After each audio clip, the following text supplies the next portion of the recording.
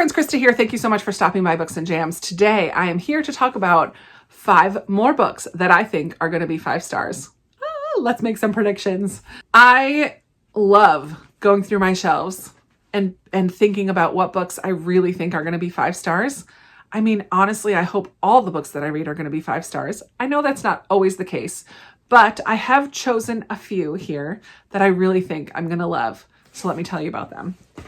First off, I have a book that has come highly recommended to me from Amanda at the Curly Reader, and it is Jeffersons Sons by Kimberly Brubaker Bradley. I have read 3 other books by Kimberly Brubaker Bradley, and I have given all 3 of them 5 stars.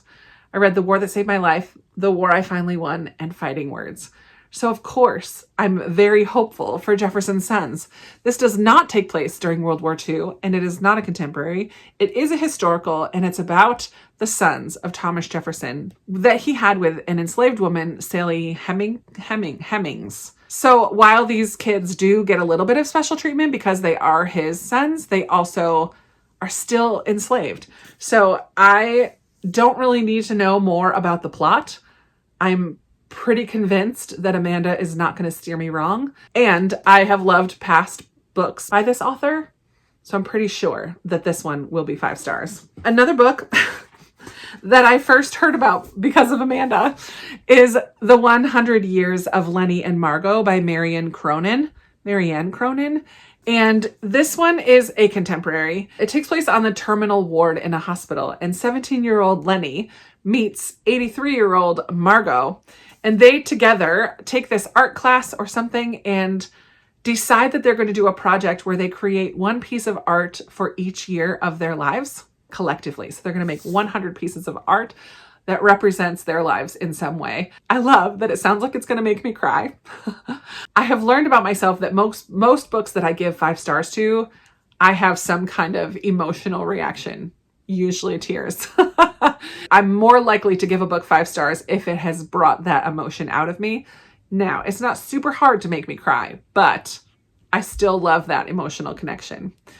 I also love the cross-generational relationship that's here. So like a teenage girl with an elderly woman, I just think is going to be fantastic. I love that type of relationship.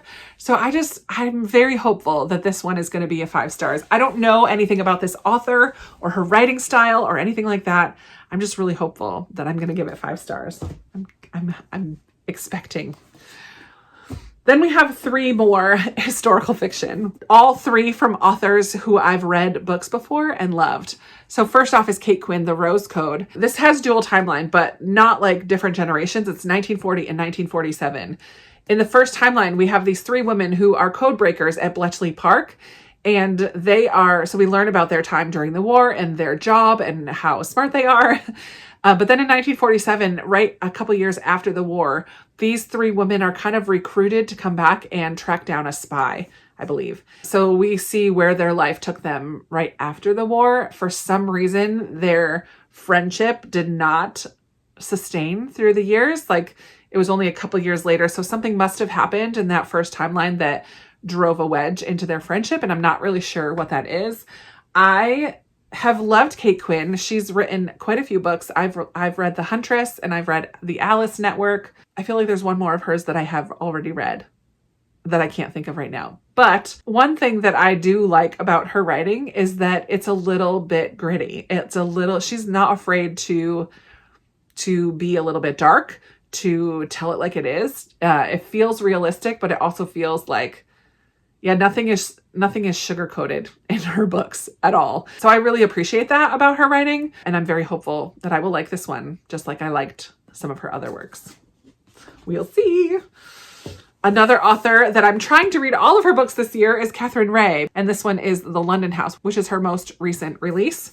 This one is also a World War II historical fiction. In this one, we follow young Caroline, who receives a call while she's at work one day from an old college friend who's also a historian, that Caroline's great aunt kind of betrayed her family and friends during World War II to marry a German soldier. Determined to find answers, kind of save her family's reputation, Caroline travels to her family's ancestral home. And together with her friend Matt, they kind of dive into history to find out exactly what happened with her great aunt and this German that she married. I love the kind of family drama and the family connection. I love the historian aspect of it, like diving into history to find out more about your own family. I think that that's going to be really cool.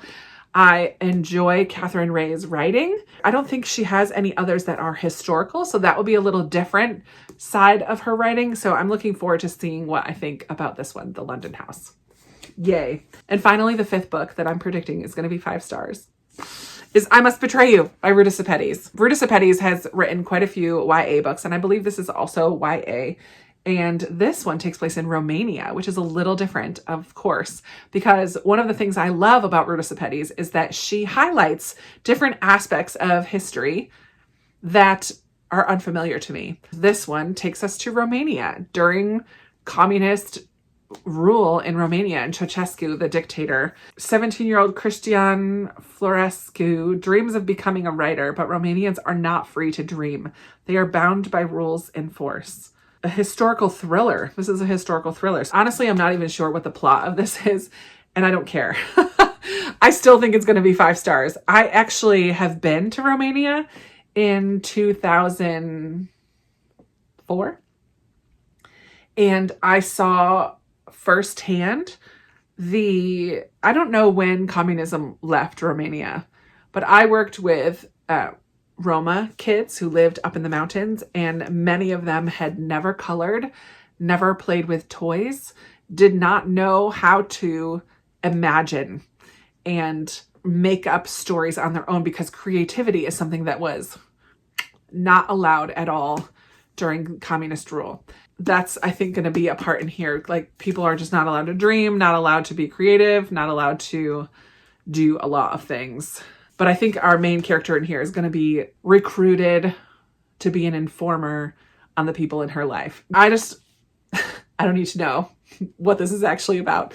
I'm just very excited to read another Ruta Sepetys book, and I really think I'm going to love it. I know I've heard a couple of mixed things about this, but I'm pretty confident that for me, it will be 5 stars. So here are my 5 books that I think will be 5 stars.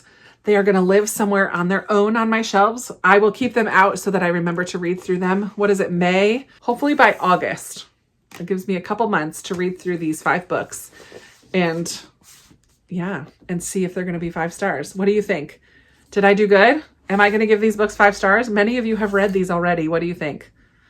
Let me know in the comments. I am so excited. I'm so excited to read these books. Seriously.